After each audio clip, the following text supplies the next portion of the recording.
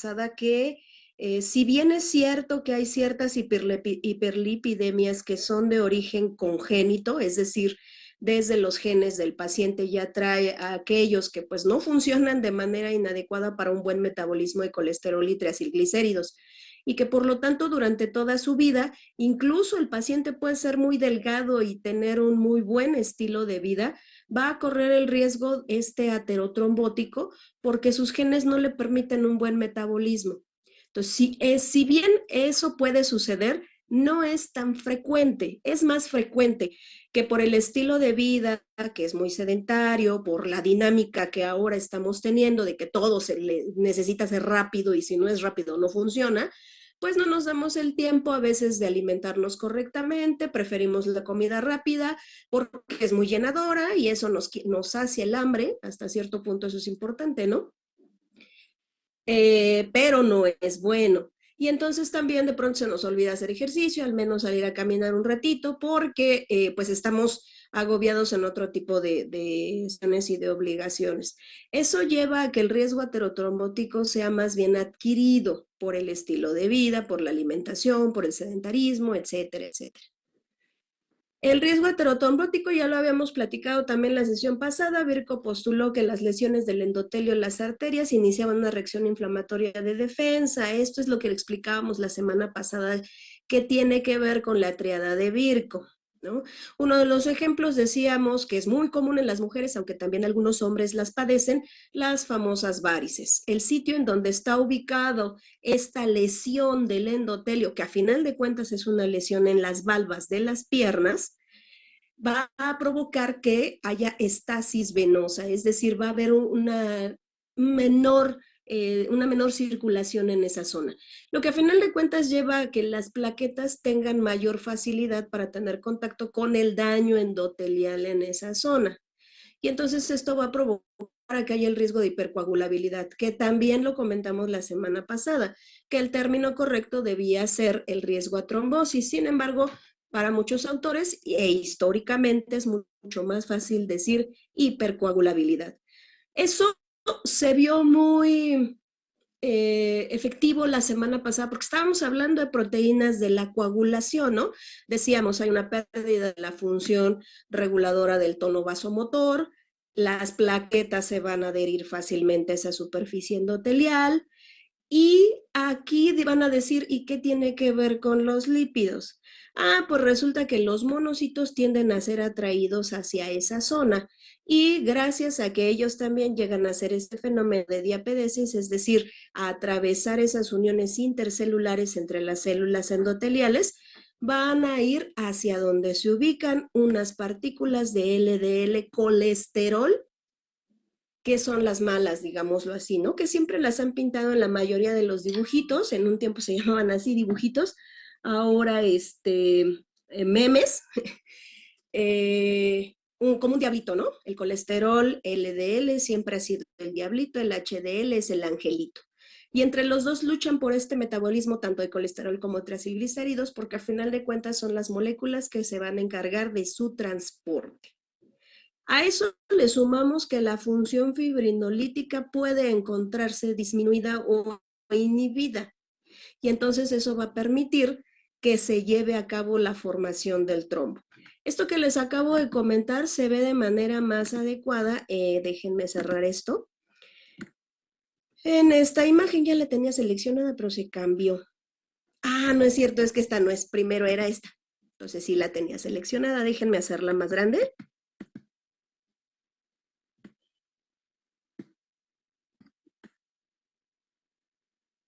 Ahí está, ahora bajo un poquito.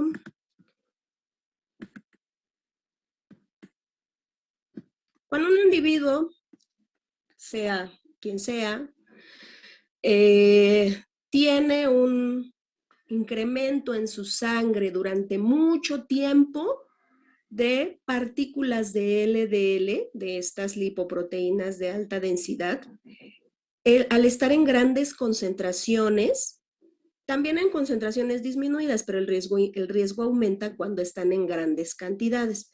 Van a tener la capacidad de atravesar entre las células endoteliales y llegar a lo que conocemos como íntima vascular, ¿sí? Hace rato les estaba diciendo que los monocitos también logran atravesar esta capa endotelial y entonces van a empezar a comerse estas partículas de LDL, que en esta imagen no lo dice, pero en cuanto esas LDLs entran a la íntima vascular, se oxidan. En muchas imágenes van a encontrar que aquí le van a poner OX-LDL, que son LDLs oxidadas. Como son LDLs oxidadas y no nativas, entonces inmediatamente el monocito, que ya ahora al haber atravesado esta íntima, ha llegado a la íntima vascular, va a estar convertido en macrófago, es decir, uno de los principales fagocitos va a empezar a comérselas, se las va a empezar a comer, y se va a convertir en un macrófago espumoso, dice aquí, célula espumosa macrófago.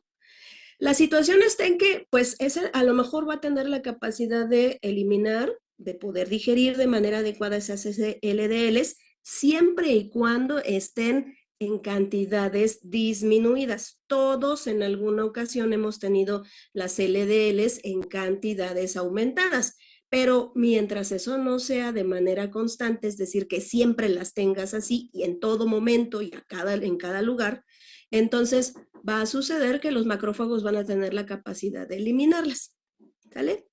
¿Cuál es el problema entonces? Ah, pues que resulta que estos macrófagos, me voy para abajo, espero que no te vayas a marear, van a tener el problema de que ahora van a ser muchos macrófagos con muchísimas partículas de LDL sin digerir, porque empiezan a perder esa capacidad porque son muchas, supera la capacidad de digestión del macrófago y entonces se empiezan a acumular dentro del cuerpo de esta célula, dentro del citoplasma, tal cual se ve aquí. Esa acumulación de macrófagos conocidos ahora como células espumosas, que otra vez reitero, tienen partículas de LDL sin digerir, van a llevar a que se empiecen a acumular en esta zona donde llegaron los primeros macrófagos a tratar de controlar esa cantidad de LDL. El problema es que pues van a empezar a ser muchos, cada vez más, porque acuérdense que también parte importante de estos macrófagos es que empiezan a generar moléculas que van a generar quimiotaxis, es decir, van a provocar que se atraigan al sitio más monocitos y que estos monocitos a su vez empiecen a generar más células aquí. Y es entonces cuando empieza a provocarse la formación de lo que conocemos de manera común como placa aterosclerótica o ateroma. ¿Sale? Hasta ahí dijéramos, no pasaría nada, no habría ningún problema, no sería ninguna situación que pudiera estar afectando. El problema, y ahora sí me voy a pasar para la otra imagen, es que la interacción entre el macrófago o monocito activado, que es este que está acá, por un lado empieza a producir citocinas, ¿sí? Ya les dije, citocinas que van a provocar la migración de nuevos monocitos para que estén ahí listos para comerse a esas LDLs oxidadas. El problema es que está la concentración que no lo van a lograr. Ah, pero resulta que además estos monocitos tienen en su superficie moléculas de adhesión cuyos ligandos se ubican en la plaqueta. Ese otro circulito que está por acá, este dibujo muy esquemático, bastante sencillo, pero muy claro, nos está indicando esta interacción entre los ligandos de adhesión, en esos tenemos muy clásico a la molécula TREM1 ligando y a la P-selectina, que ustedes bien saben que es una molécula de adhesión, va a tener interacción con los receptores que tiene el monocito en su superficie. Esto va a estimular que la plaqueta se active y entonces va a generar reactividad. ¿Sale? Y esto a su vez va a provocar que, ustedes bien saben, una vez que la plaqueta se active, empiece a liberar sus gránulos alfa, dentro de los cuales una de las moléculas que puede estar presente es una quimiosina CXCL4 que va a permitir la interacción o que las lipoproteínas de baja densidad puedan ser más atraídas hacia el monocito. Y es como un ciclo o círculo vicioso, ¿no? Por otro lado, la activación de las plaquetas también va a provocar que se active esta enzima, NADPH oxidasa, que va a montar en esa zona un sitio rico de especies reactivas de oxígeno, que a final de cuentas genera un efecto oxidante en toda la zona. ¿Sale? Por otro lado, o más bien gracias a la presencia de estas especies reactivas de oxígeno, las nuevas moléculas de LDL que lleguen a ese lugar, a la íntima vascular, se van a oxidar precisamente por esta acción. No nada más se van a oxidar porque entraron a la íntima vascular, sino también por la acción de las ROS generadas por la activación plaquetaria. Esto a final de cuentas va a generar más moléculas LDL oxidadas que van a estimular a través de CD36 y SRA a la activación plaquetaria, más reactividad todavía. Entonces, la plaqueta ya activada, ustedes saben que incrementa su adhesión. ¿A dónde se va a adherir? A esta zona en donde se generó esta placa aterosclerótica.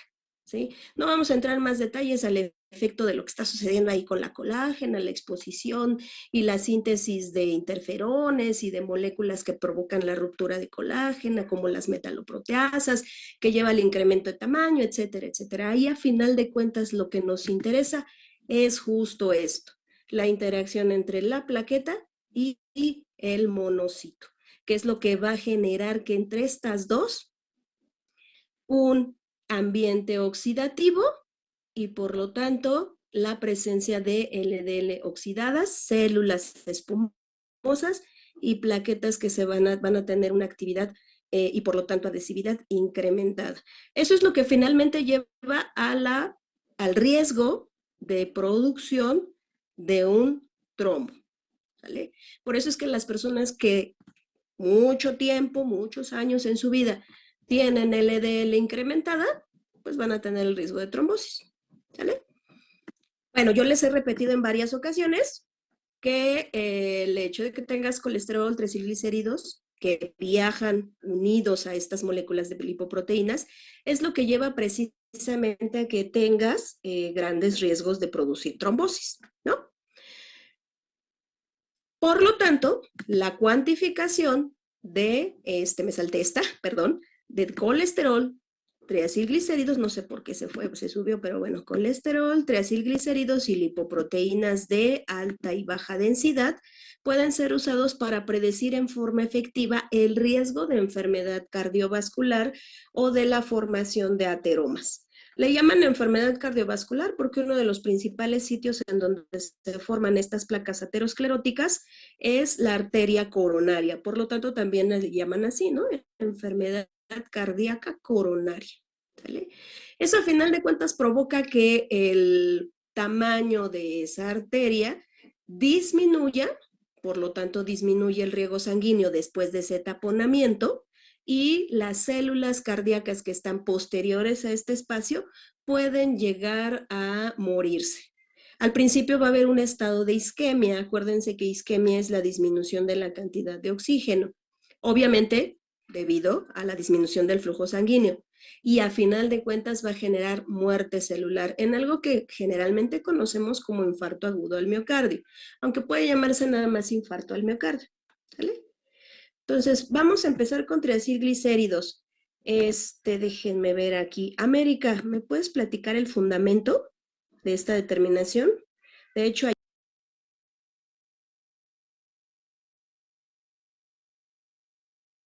Hola, profesora. Sí, bueno, este método, bueno, están los triglicéridos y por acción de la enzima lipoproteína lipasa van a ser convertidos al glicerol más ácidos grasos. Luego el glicerol va a ser acoplado con ATP y con la enzima.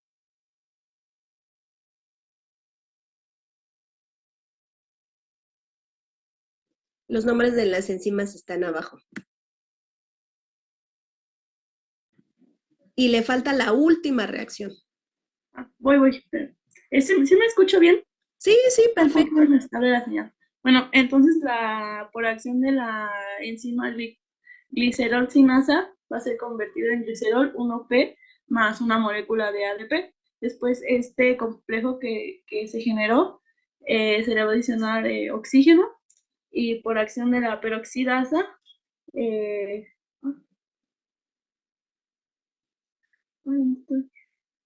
por acción de la peroxidasa va a ser como un peróxido de hidrógeno y dihidroxiacetona fosfato. No, justo ahí es donde está el error. Gracias, América. Justo ahí es donde está el error. Entonces, lo primero que necesitamos saber es que necesitamos una lipoproteína lipasa. Como lipoproteína lipasa, acuérdense que las lipasas lo que hacen es reconocer grupos éster que van a estar acoplados a un glicerol, ¿sale? Y ahí es donde va a cortar. Le llaman lipoproteína lipasa porque a final de cuentas en nuestra sangre los 3-acilglicéridos van a estar unidos a esta molécula lipoproteica, bueno, proteica, ¿no? Entonces no nada más es esta liberación, hay más moléculas, pero para facilitarlos, esta lipasa corta aquí donde está el éster del glicerol, liberando precisamente el glicerol y por el otro lado ácidos grasos, o sea, el resto de la molécula proteica.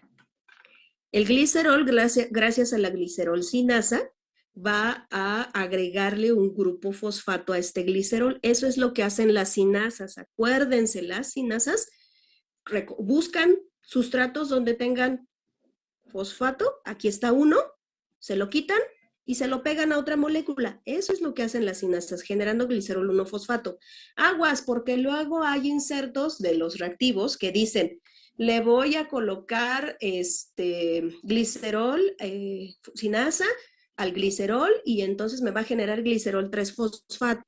Eso está mal.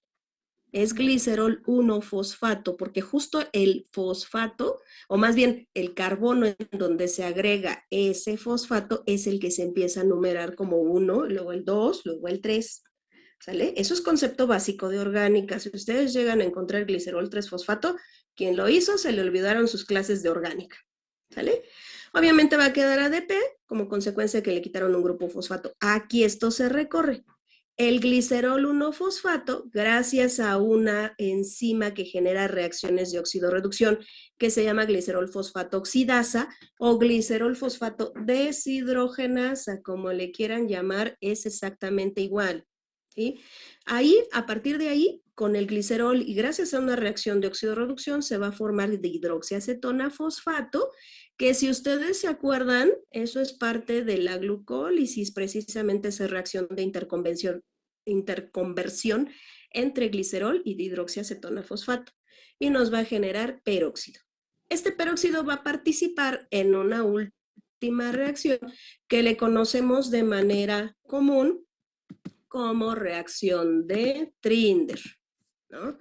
La reacción de Trinder, escribe por favor, se caracteriza porque vas a tener peróxido de hidrógeno más 4-aminofenazona, a veces esté sustituido por 4-aminoantipirina y fenol.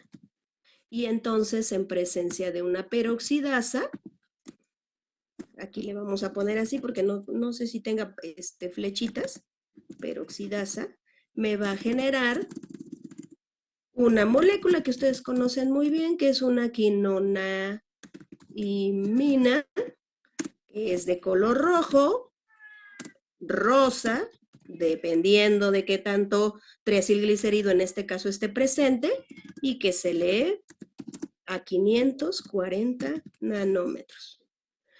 No es cierto, 505, estoy mal. Ahí está ya. ¿Vale? Esa reacción también se la deben de aprender súper bien, ¿eh? Debe de estar muy clara, la deben de tener muy clara, porque es básica en casi todas las determinaciones de la química sanguínea básica, ¿no? Entonces, por favor, apréndansela bien, ¿sale? Aquí va su flechita, arriba debe de decir peroxidasa. ¿Cuánto se genera de quinona imina? Es lo que nos va a decir cuánto triacilglicérido hay, ¿vale? De esta ni les pregunto si hay dudas porque pues ustedes son expertos en esta determinación, la han hecho varias veces, la hicieron en ABCG, la hicieron en en especiales, porque es una de las moléculas que utilizamos muy a menudo para las primeras prácticas, entonces la manejan muy bien. ¿Cuál es la situación con estos triacilglicéridos? Pues que tenemos varios datos, ¿vale? El primer dato importante es el valor de referencia. El valor de referencia va de 50 a 150 miligramos por decilitro.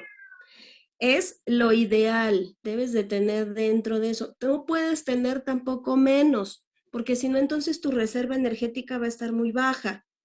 Y si por alguna razón, no podemos decir cuál, pero llegas a padecer un ayuno prolongado, te va a afectar ese resultado, ¿sale?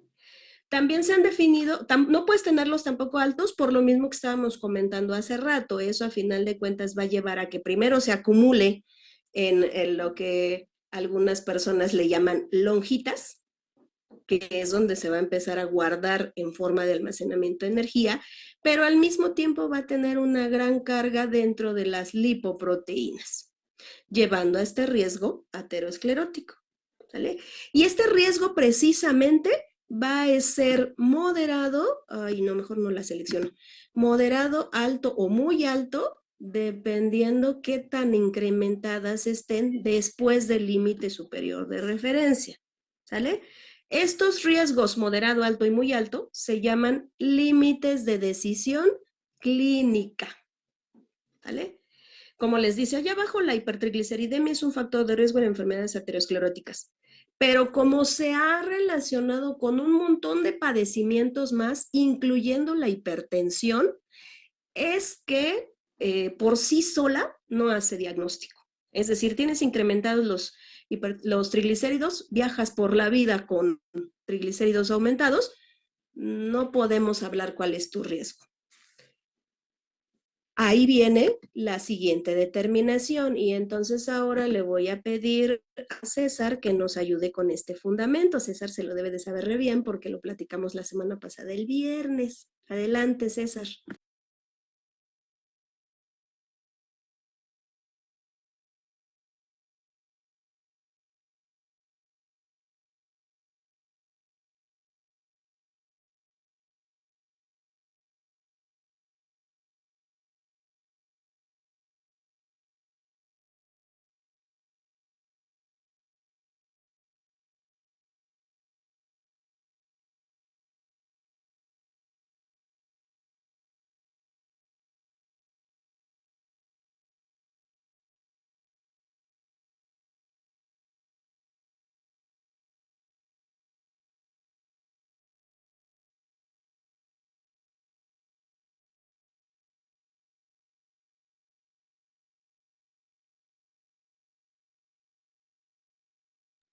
Híjole, no sé si fui yo o fue César al final después de que dijo, no, no es agua, es peróxido. Ya no le entendí. ¿Fui yo o fue él? Fue él, ya como que se perdió su audio. Ok, perfecto. Sí. Sí, ya no nos quisiste decir y siendo que la última era la más sencilla. Exactamente, César, muy bien. La hidrolasa, como toda enzima que hidroliza, que eso es lo que significa hidrolasa, va a cortar aquí a estos ésteres de colesterol. Por eso se llama colesterol éster hidrolasa. Porque el colesterol no está viajando solito en nuestra sangre, otra vez va a estar unido a una lipoproteína a través de un enlace, éster. Por lo tanto, vamos a tener colesterol y el resto de la molécula de lipoproteína, que aquí para facilitar nada más dice ácido graso. Este colesterol va a ser sustrato ahora de la colesterol oxidasa y va a formar una acetona. Si no te acuerdas del nombre completito, ponle que es una acetona de colesterol. Ahí está, colest-en-ona, cetona de colesterol. Y peróxido, César dijo agua, pues es agua oxigenada, ¿no? A final de cuentas. Este peróxido de hidrógeno, hace rato ya les di la reacción de Trinder con aminoantipirina y fenol en presencia de una peroxidasa y gracias a la reacción de óxido-reducción que genera esta molécula nos va a formar una quinona de color rojo o rosa, dependiendo cuánto colesterol exista. Y entonces esto es lo que nos va a llevar a decir, hay este colesterol. El colesterol también tiene su valor de referencia de 60 a 200 miligramos por decilitro. No puedes decir que es posible tener menos de 60 miligramos por decilitro, porque entonces estarías hablando de que a lo mejor tus membranas van a carecer de esta molécula. Por ahí les encargo que revisen lo que son las balsas lipídicas, que son muy importantes para transportar receptores de membrana en muchas células, y es ahí donde participa el colesterol. También el colesterol es precursor de hormonas, de diferentes moléculas que son de mucha utilidad para nuestro cuerpo, y si las tienes menos de 60 miligramos por decilitro, ya tienes comprometida esa situación. Entonces tampoco puedes tener menos, pero no mucho más allá de 200 miligramos por decilitro. Casi siempre que llegamos a este valor de decir 200 miligramos por decilitro, es que yo les recomiendo que en algún momento ustedes, cuando estén trabajando ya en su laboratorio, busquen corregir este valor, porque han habido muchos estudios en donde se muestra que hay cadáveres, bueno, obviamente a quienes les hacen la autopsia, donde dicen, esta persona falleció, no se sabe por qué, le hacen la autopsia y resulta que tenía la coronaria completamente, llena de placa aterosclerótica. Iba a decir una tontería, llena de ateromas, pues. Entonces, y le verifican cuánto tenía de colesterol el paciente. No, pues tenía 200 miligramos por decilitro. ¿Estaba bien? No, no estaba bien. A lo mejor mucho tiempo en su vida pasó alrededor de estos 200 y eso ya implica un riesgo para él. Entonces, este valor debería de estudiarse y modificarse. Bueno, ya dijimos, aquí también se aplican límites de decisión clínica. Lo deseable es que el paciente tenga menos de 200 miligramos por decilitro. Va a tener un riesgo moderado de formar placa aterosclerótica y por lo tanto sufrir enfermedad coronaria si tiene entre 201 y 239 miligramos por decilitro, y su riesgo es elevado si está por arriba de 240 miligramos por decilitro. Así como en el caso de los triacilglicéridos, el colesterol solito no tiene utilidad diagnóstica. Solito, así aislado, que nada más te hagas el puro colesterol, no lo va a tener. Necesitas verificar cómo están los otros parámetros que vamos a comentar ahora, ¿sale? La hipercolesterolemia, aquí lo dice bien claro, igualito que los triacilglicéridos, se relacionan con la formación de placa aterosclerótica con los pacientes hipertensos y obesos, y en ellos, obviamente, la enfermedad cardíaca coronaria se ve incrementada. Y en los últimos años se han estudiado a personas que están delgaditas, que llevan un estilo de vida fitness, que le llaman, y resulta que tienen los triacilglicéridos incrementados y que el riesgo de enfermedad coronaria se ve incrementado en ellos. ¿Cuál es la razón? Ahora el paso que sigue es identificar si estas personas tienen algún trastorno relacionado con los genes o es una alteración, una variante de lo que le llaman enfermedad o síndrome metabólico. ¿Sale? Bueno, nuevamente hasta ahí supongo que todo vamos bien porque esto ya se lo conocen. Ya está, no le hagan caso. Lo que sigue entonces, ya les he dicho, colesterol, triacilglicéridos, solitos, no hacen diagnóstico. ¿Cuáles son las moléculas que le acompañan para orientar al diagnóstico? La primera es LDL calculada. Bueno, primero le llaman calculada porque utilizan una fórmula que se parece a esta. Esa no es. Se las voy a corregir en cuanto les dé los datos para hacer sus ejercicios. ¿Sale? Esta se parece, tiene un errorcito aquí porque aquí es, me parece más, y esto va triacilglicéridos entre 5. Por ahí hay un error. Esta fórmula de Friedewald se desarrolló porque cuantificar lipoproteínas, ya se los dije en un principio, es caro. Como es caro, dicen, pues hay que buscar una manera para poder saber cuántas lipoproteínas de baja densidad hay, ¿no? Esta fórmula de Friedewald solamente es válida si los triacilglicéridos están por debajo de 400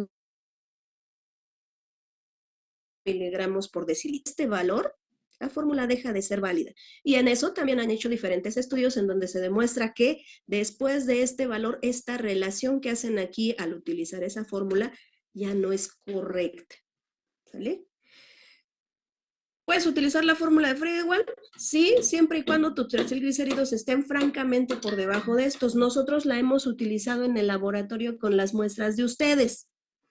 ¿Sale? Entonces, esa es una ventaja, que generalmente ustedes tienen triglicéridos y colesterol por debajo de los valores de referencia, entonces también. Pero obviamente en un paciente que tiene riesgo aterosclerótico, pues sus valores siempre van a estar altos. Entonces aquí, esto ya no aplica.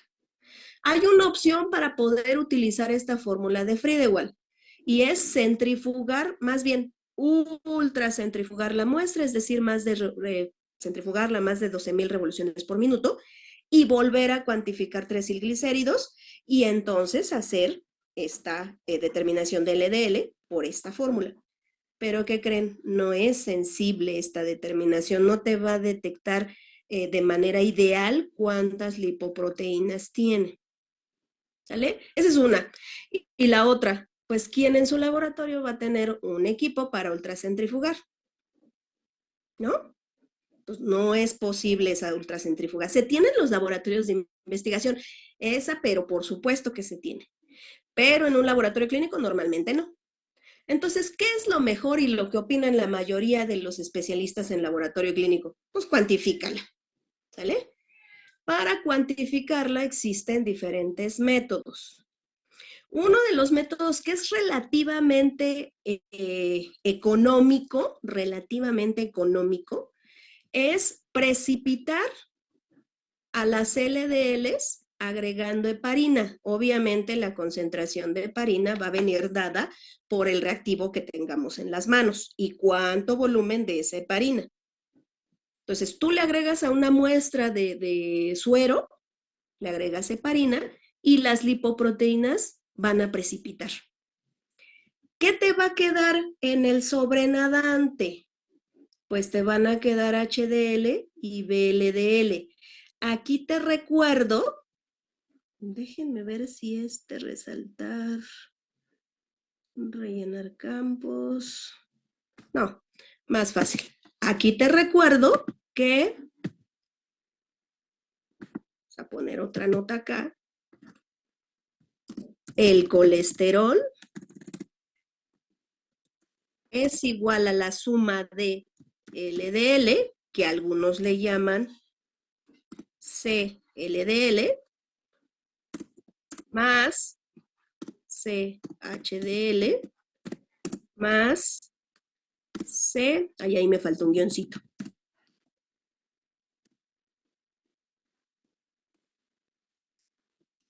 CBLDL. ¿Vale? ¿Qué quiere decir esto? Que el colesterol en nuestra muestra de sangre es la suma de lo que hay de colesterol en las lipoproteínas de baja densidad, más lo que hay de colesterol en las lipoproteínas de alta densidad, más lo que hay de colesterol en las lipoproteínas de muy baja densidad. ¿Sale? Eso considerando que tengas una muestra, ay, aquí no era, que haya sido obtenida con 14 horas de ayuno, en la que en teoría no hay ni IDLs ni kilomicrones. Que si se acuerdan, los kilomicrones son una especie de lipoproteínas que se forman en cuanto terminamos de comer. Y ellos permiten el movimiento más rápido de colesterol para que se metabolice. Las IDLs son una variante de las VLDLs que se van a transformar rápidamente en LDLs. Entonces, por eso, después de 14 horas de ayuno, estas especies ya no existen, en teoría. ¿Sale? Bueno, entonces me salgo de aquí, me regreso acá. Te estoy diciendo entonces que después de centrifugar, una muestra de ya les estoy compartiendo otra vez, una muestra de suero, después de centrifugar y después de haber adicionado heparina, vas a tener en el sobrenadante HDLs y VLDLs. Y que a final de cuentas estas HDLs y VLDLs tienen su porción, ¿sí? Su pedacito de colesterol unido. ¿Cuánto? Pues eso lo puedes determinar de manera enzimática, dice aquí, por el método colesterol oxidasa, el que ya platicamos hace ratito. De manera tal que la concentración de LDLs lo puedes obtener como una diferencia entre el colesterol total menos el colesterol que cuantificaste en ese sobrenadante. y eso te permite saber cuánta LDL hay, ¿sale? Ahora sí les pregunto, ¿esto ha quedado claro? Maestra, tengo una pregunta. Entonces, ¿podemos cuantificar colesterol total haciendo nada más, por ejemplo, haciendo la cuantificación de LDL? Ya pues, nos sale ya el No, HDL. no. Primero tendrías que determinar colesterol total con este método que ya platicamos hace rato y después en otra muestra o en otro remanente de muestra, agregar heparina, centrifugar y determinar lo que hay de colesterol en las lipoproteínas que están sobrando, digámoslo así. ¿Vale? Cuando precipitas con heparina, estas son las que precipitan, las que quedan en el sobrenadante son estas. Estas son a las que les determinas colesterol con el método que acabamos de comentar.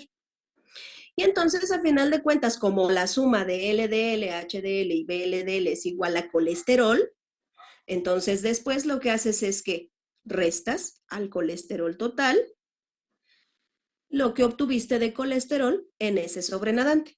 ¿Sale? Ahora sí. Sí, profesora, sí. Ok, pero por lo tanto, primero debes de cuantificar cuánto colesterol hay. ¿Vale? ¿Esto les queda claro entonces a los demás? Sí, profesora. Ok, Sí, profesor. gracias.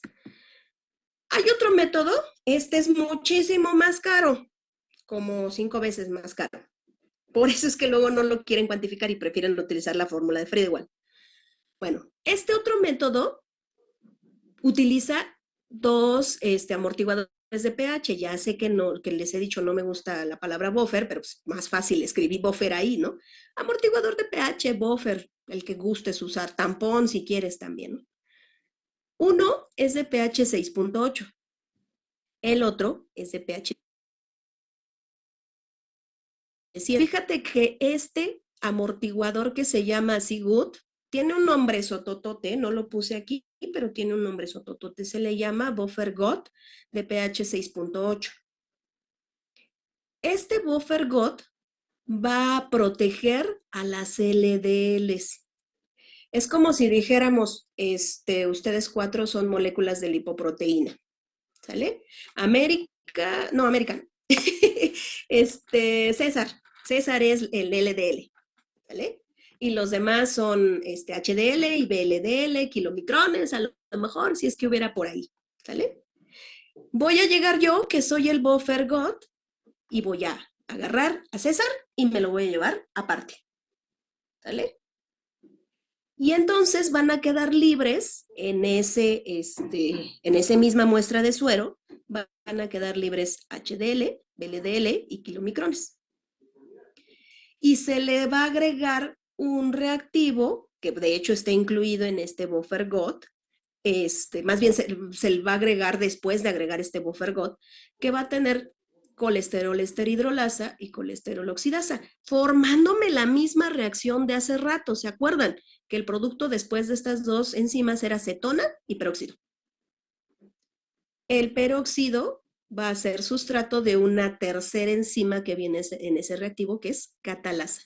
Y me va a formar agua. Ya desaparecí enzimáticamente, obviamente, HDL, VLDL y kilomicrones. ¿Sale? Pero después agregamos el buffer GOT. Ese buffer GOT va a contrarrestar, GOT de pH 7, va a contrarrestar el efecto del GOT pH 6.8. ¿Sí? Va a evitar ese efecto de protección y entonces ahora César, molécula de LDL va a quedar libre. Y ahora LDL va a ser sustrato nuevamente de un segundo reactivo, que es colesterol esterohidrolasa, colesterol oxidasa, que me genera una acetona y peróxido. Ahora la reacción ya no es la de Trinder, ya cambia un poquito. La reacción es con 4-aminofenazona y en vez de fenol es con una sustancia que se llama hidroxisulfopropildimetoxianilina. Bueno, ya no es fenol, es una molécula más compleja que también pueden ser sustratos de la peroxidasa generando una reacción de oxidorreducción y entonces me van a generar una molécula de color que se lee a 700 nanómetros, si no mal recuerdo. ¿Sale? ¿Cuál es la diferencia? Hace rato, en la precipitación específica, teníamos que precipitar LDL y cuantificábamos colesterol de HDL y de VLDL. Por una resta, obteníamos lo que había de LDL. ¿Sale? En el caso de protección selectiva, se le llama así con este método, utilizamos dos amortiguadores de pH, uno de 6,8 y uno de 7. El de 6,8 protege a las LDL impidiendo que reaccionen. El HDL, VLDL y kilomicrones reaccionan y desaparecen, digámoslo así. Después agregas un segundo amortiguador de pH, permitiendo que ahora sí LDL reaccionen y generan una molécula de color que se va a leer y que nos va a decir cuánto LDL hay. ¿Sale? Por eso precisamente el método es más caro.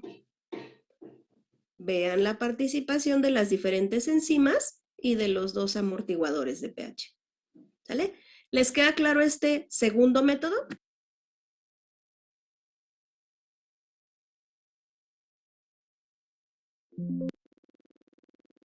Sí, profesora. ¿Seguros? Conste, ¿eh? Bueno. El valor de referencia de las LDLs dice que debe de ser menor a 130 miligramos por decilitro. Hay muchos autores que están proponiendo disminuirla más todavía, vean, que es recomendable llevarlas a que estén por debajo de 115 miligramos por decilitro, porque han visto que hay personas que tienen entre 115 y 130 y ya tienen riesgo coronario. Ah, pues además esta asociación, que está aquí el nombre SOTE, también recomienda que el colesterol debe de estar por debajo de 190 miligramos por decilitro, por lo que les comenté hace rato. ¿Sí? Personas que de pronto fallecen, les hacen cuantificación de colesterol, tiene 200 miligramos por decilitro. Ah, pero ¿cómo tenían las LDLs? No, pues no sabemos, vamos a buscar. Eso es lo que ahora se tiene que ver para ajustar estos valores. ¿Vale? Es lo que recomienda precisamente esta asociación europea. Los estudios epidemiológicos también han demostrado que si este LDL está por arriba de 160 miligramos por decilitro, el riesgo de padecer enfermedades cardiovasculares es muy alto, es decir, que se tapone la coronaria y que haya el infarto. ¿Sale?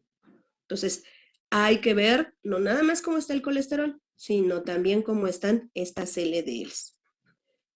Bueno. Ahora vamos con las buenas, esas eran las malas, ¿no? Las que les digo que luego en los dibujitos sale como que ese es el diablito, este es el bueno. Pues ni tan bueno, porque hay una alteración en la cual también las HDLs pueden estar muy aumentadas y el paciente cursa con cuadros tanto de cansancio crónico como de la posibilidad de que exista la formación de placa aterosclerótica, aunque estas estén muy altas. ¿Qué hay que hacer? Pues tener todos dentro de valores de referencia, poquito hacia abajo, no pegados al límite superior, tampoco tan pegados al inferior, siempre dentro de lo que dijéramos normal, ¿no?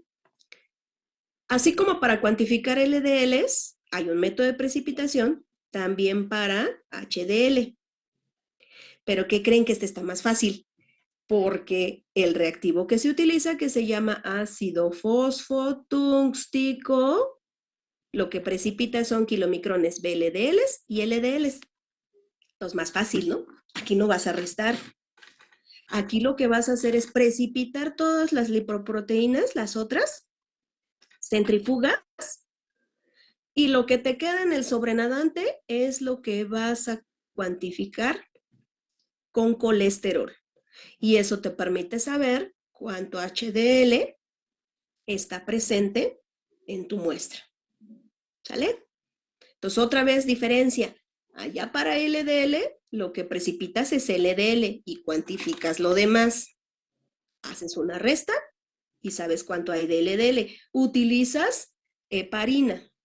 Acá con HDL, precipitas todo lo demás y lo que cuantificas es lo que hay de HDL. Eso es directo. ¿Sale? Y tu reactivo precipitante es ácido fosfotúngstico. Este método es del que tenemos en el laboratorio, entonces es el que podríamos en algún momento dado utilizar. ¿Sale? Es muy sencillo, relativamente sencillo. También existe otro método que es el método inmunológico. Este está súper bonito, pero está carísimo. Todos los métodos inmunológicos donde utilizan anticuerpos dirigidos contra cualquier molécula van a ser muy costosos. Bueno, aquí el anticuerpo que se utiliza está dirigido contra la fracción beta-lipoproteína humana. ¿Qué crees? Esa beta-lipoproteína humana solamente está en las LDLs, en los VLDLs y en los kilomicrones. Entonces, poniendo el mismo ejemplo de que ahora César va a hacer LDL, Josmal va a hacer QM, o sea, kilomicrones, y César va a hacer VLDL, entonces los voy a agarrar a los tres, porque yo soy el anticuerpo, y no los dejo que reaccionen en la etapa enzimática. La única que va a reaccionar es América, que es HDL, la que queda libre. ¿Sale? No reaccionan porque se genera algo parecido a lo que ustedes vieron otra vez en orgánica, que se llama efecto estérico. Al abrazar ese anticuerpo a esas moléculas, le impiden que puedan ser reconocidos como sustrato de estas enzimas. Sí las podría reconocer, pero si no le pones anticuerpo. Pero como tú ya le pusiste ese anticuerpo, HDL son las que quedan libres. Las demás están en complejo antígeno-anticuerpo.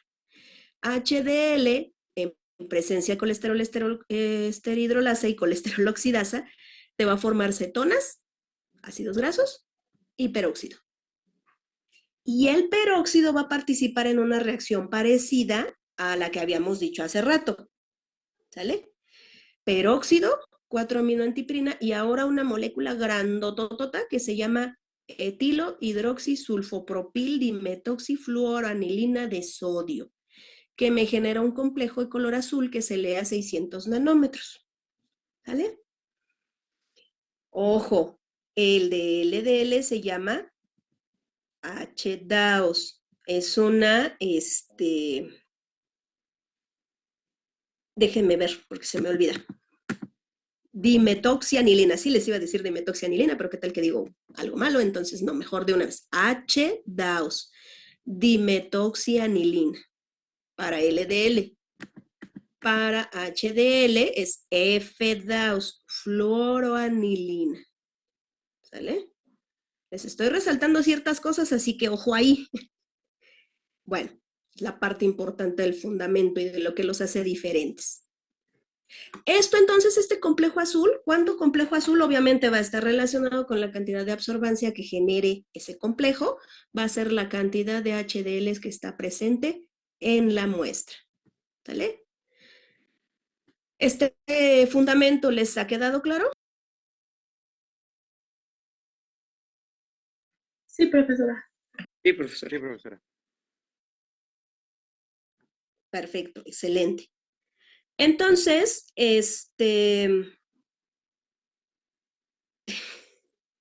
lo que vamos a hacer ahora... no, todavía me faltan los últimos que son las relaciones, vean, eso es importante. Tenemos nuestro valor de referencia para HDL, que es de 40 a 60 miligramos por decilitro, vean, no es mucho. Ahora sí que con poquito es suficiente para que podamos tener un metabolismo adecuado de colesterol. ¿Sale? Mucho se ha hablado de la función protectora de HDL, porque precisamente HDL es quien mueve al colesterol a aquellos sitios en donde es necesario la balsa lipídica, donde es necesario llevar a cabo la producción de hormonas derivadas de colesterol, a donde es necesario que se guarde como molécula de energía, etcétera, etcétera. Es su molécula de transporte, por eso es que dice, dificulta la formación de placa aterosclerótica. ¿Vale? Por lo tanto, existe una relación indirecta entre cuánto hay de HDL respecto a la presencia de enfermedad coronaria. Hay muchos valores, o más bien hay muchas situaciones que contribuyen a que haya niveles bajos de HDL. Ahí se las encargo. La primera es el sobrepeso. Junto con él, la obesidad. Tabaquismo, no fumen. Inactividad física, bueno, se vale un día de flojerita, claro que sí, todos nos lo merecemos, pero no diario. Medicamentos, aguas con los medicamentos que se vayan a consumir, ¿sale?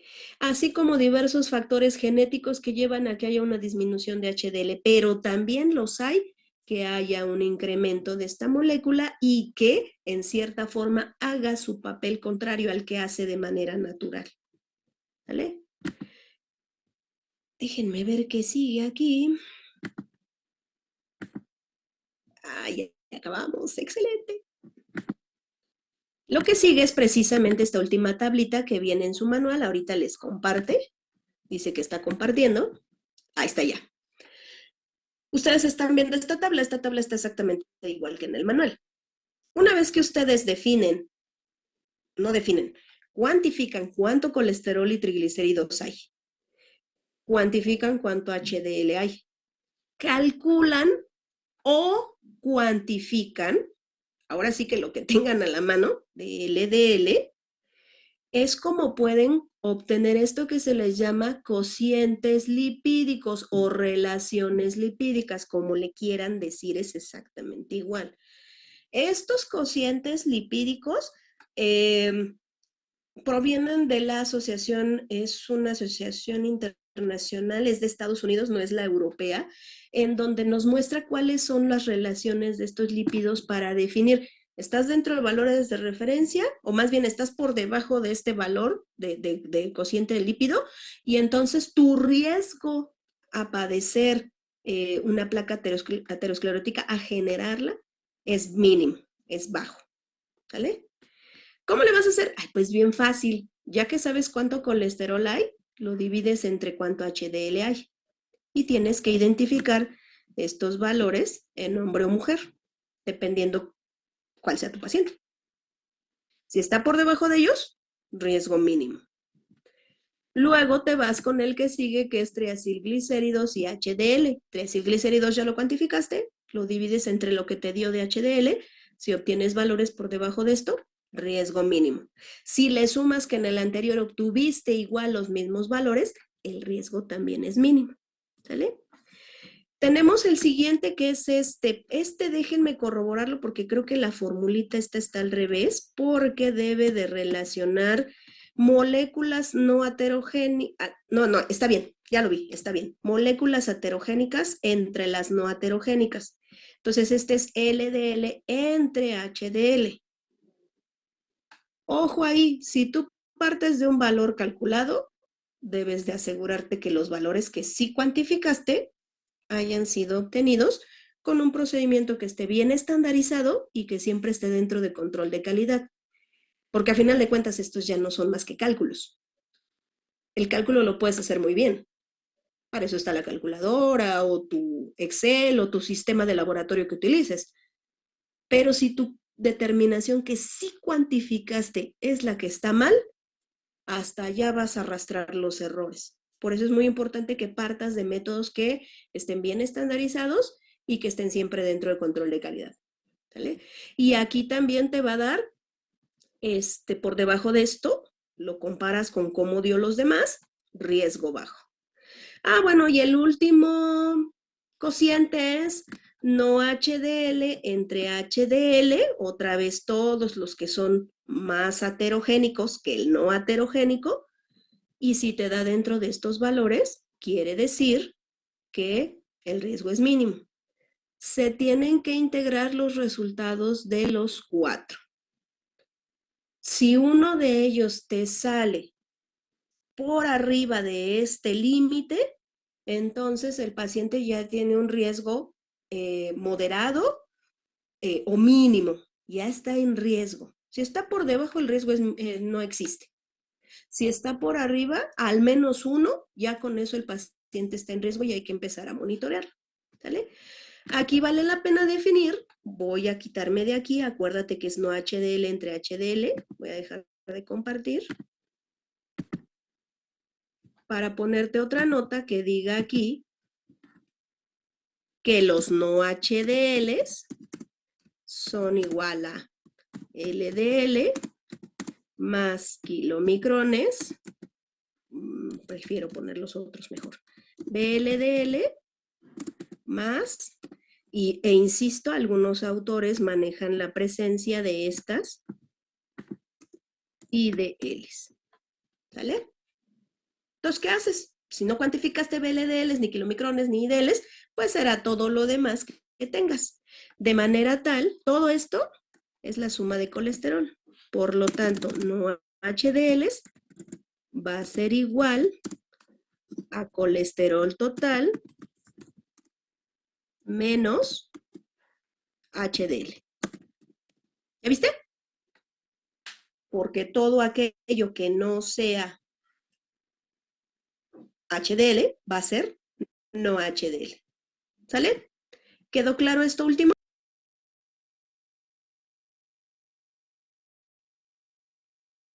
Sí, profesora.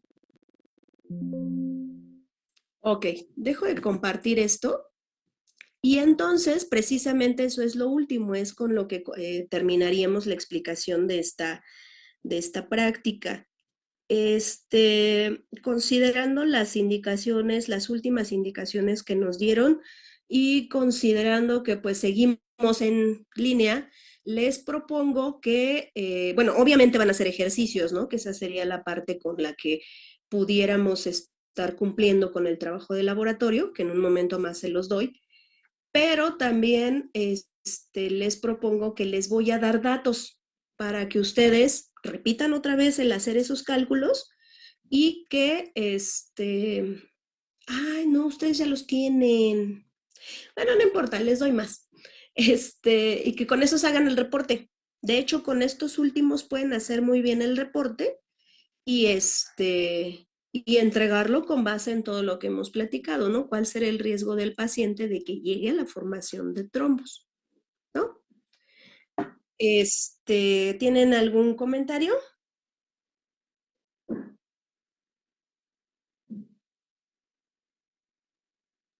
No, profesora. Ok. Si la situación sigue tal cual estamos ahora, la próxima semana, que es hoy es 16, la próxima semana que es 23, estaríamos haciendo el examen previo de la práctica de la última que se llama pruebas de mezclas. Ahí también hacemos práctica, hacemos la cuantificación de TP y TTPA de una muestra que obviamente va a tener resultados bien prolongados, ¿no? Muy, muy largos. Les reitero, si seguimos tal cual estamos, yo creo que la próxima semana estaríamos haciendo este examen previo. Les doy la explicación, nos hacemos unos ejercicios sin mayor problema y les dejo igual resultados para que hagan pues su reporte, ¿no?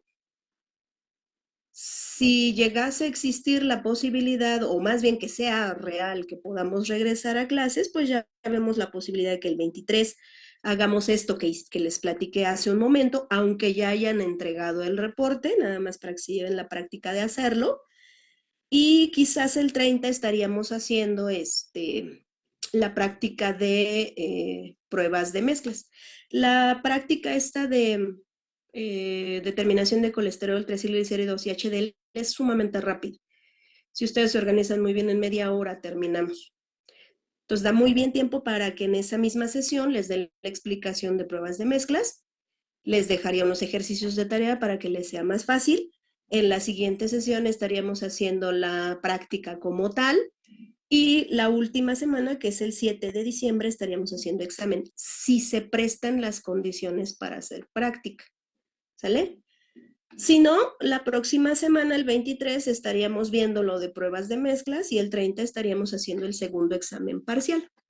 ¿Sale? Profesora Lourdes, ¿algo que les quiera comentar o que nos quiera corroborar con esta información?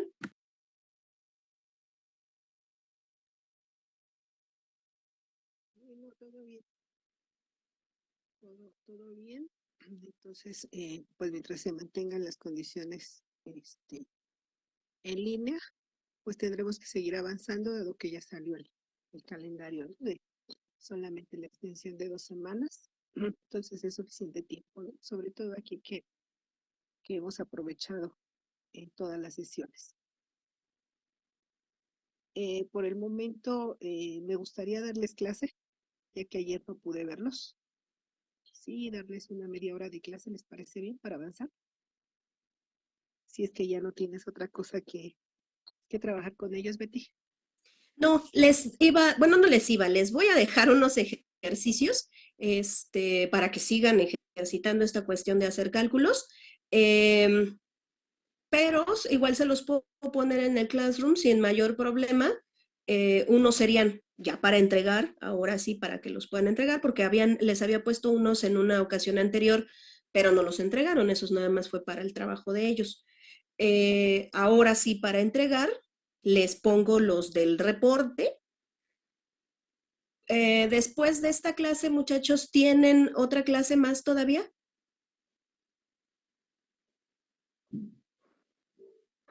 Yo sí hasta las 3, pero hasta las 3, claro. Después de las 3 sales. Ok. ¿César? Ajá. Ok. ¿Y Manuel? Yo tampoco ya no tengo clases. Ok. ¿América? ¿Y a qué hora sales?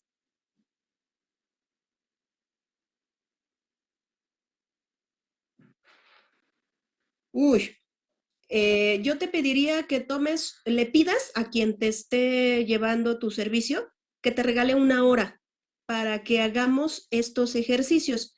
Yo se los pongo desde ahora y en cuanto puedan los realizan y los entregan, pero considerando el tiempo de Yosmal, que digamos es el que está como más cerquita, que termina a las 3, de las 3 a las 4, digámoslo así, ustedes tienen para poder hacer estos ejercicios que les voy a poner. Ya los vieron, son ejercicios muy sencillos, sumamente sencillitos, ¿vale? Nada más es cuestión de calcular. Obviamente aquí ya les estoy hablando de muestras que van a estar diluidas porque el paciente tiene alteraciones graves con respecto a esto, ¿no? Entonces, les hablo de diluciones, pero ustedes bien saben que utilizando nuestra formulita, absorbancia de la muestra entre absorbancia del patrón por la concentración del patrón, obtienes la concentración del analito y luego multiplicas por la dilución correspondiente y ya quedó, ¿no? Ni siquiera los pongo a calcular las diluciones, entonces son ejercicios muy sencillos que en media hora pueden fácilmente resolver y entregarlos. Por eso les comento si fuera posible que se los pongo para que todos los vean y los entregan a más tardar a las 4. ¿Cómo ves, América, que es, digamos, quien está más ocupada, digámoslo así? Sí, profesora, está bien. Es que hay un poco de ruido y no podía hablar. Sí, no te preocupes, lo entiendo, no te preocupes. Entonces, pues le hacemos así. Yo en un ratito más les pongo los ejercicios y los cálculos, obviamente, para su reporte. La próxima semana ya veremos en qué condiciones estaremos y si continuamos en línea, esta va a ser el mismo enlace, este va a ser el mismo enlace y pues nos continuamos con lo que sigue. ¿Sale?